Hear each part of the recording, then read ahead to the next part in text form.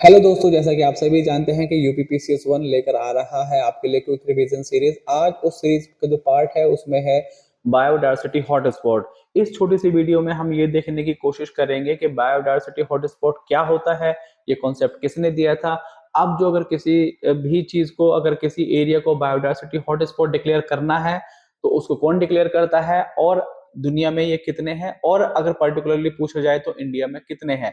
अब यहाँ पर भी एक बहुत इंपॉर्टेंट क्वेश्चन पूछ बनता है कि कितने हैं और कहाँ कहाँ पर हैं।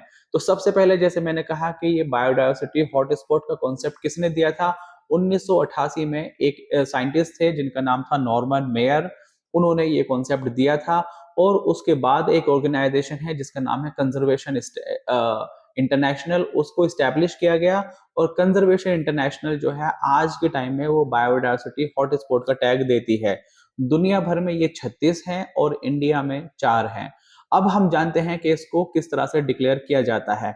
इसको डिक्लेयर करे जाने के लिए दो कंडीशन है। पहली तो ये कि वहां पर जो लोकल स्पीसीज के जो प्लांट हैं, वेस्कुलर प्लांट यानी कि सब हनी पौधे वो 1500 मिनिमम वहां पर होने चाहिए उनकी स्पीसीज। ऐसा नहीं कि पौधे 1500 स्पीसीज ऑफ एंडेमिक प्लांट जो वेस्कुलर प्लांट्स हैं उनकी स्पीसीज होनी चाहिए, या इसको एक परसेंटेज के टर्म में कहा जाता है 0.5% of the world total world की जो स्पीसीज है वो वहां पर होनी चाहिए। 1500 या 0.5% इन ये क्राइटेरिया फुलफिल होना चाहिए।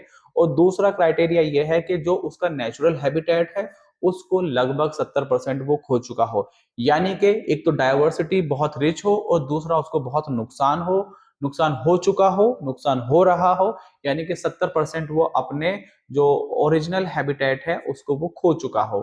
दो कंडीशन हो गई। और बाकी यहाँ पर इंडिया में 4 हैं, टोटल 36 हैं, इंडिया में 4 हैं। एक तो आपका हिमालयाज हो गया, दूसरा आपका इंडो बर्मा है, तीसरा आपका वेस्टर्न घाट है और चौथा है आपका सुंडालैंड। देखिए ये भी आपके लिए आसान है, एक आपने कह दिया हिमालयाज, एक कह दिया इंडो बर्मा, एक कह दिया वेस्टर्न घाट और एक कह दिया सुंडालैंड। लेकिन जो बड़ा ही कंफ्यूजिंग है वो है अंडमान और निकोबार।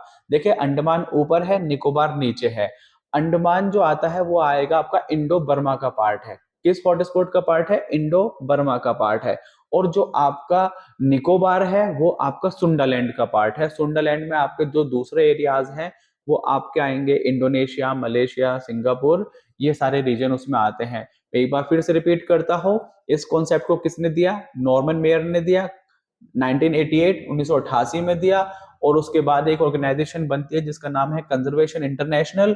अब अगर किसी भी जगह को हॉटस्पॉट का टैग देना है तो वो देगी कंजर्वेशन इंटरनेशनल। वो दो क्राइटेरिया देखती है कि वहां पर वेस्कुलर प्लांट्स के जो एंडेमिक स्पीसीज है मिनिमम 1500 होनी चाहिए या 0.5% ऑफ द टोटल वर्ल्ड, और उसमें से 70% जो है जो नेटिव जो नेचुरल हैबिटेट है वो खत्म हो चुका हो उनको, यानी कि बहुत ज्यादा डाइवर्सिटी हो, बहुत ज्यादा नुकसान भी हो। और इंडिया में टोटल 4 हैं, दुनिया में पूरे 36 हैं। तो 4 हैं इंडिया में, उनका नाम है आपका हिमालयाज, वेस्टर्न घाट, इंडो बर्मा और आपका सुंडालैंड। अब यहाँ पे जो एक्सेप्शन है वो ये है, इंडो बर्मा में तो आएगा अंडमान जो ऊपर वाला पार्ट है, निकोबार आएगा आपका सुंडालैंड में,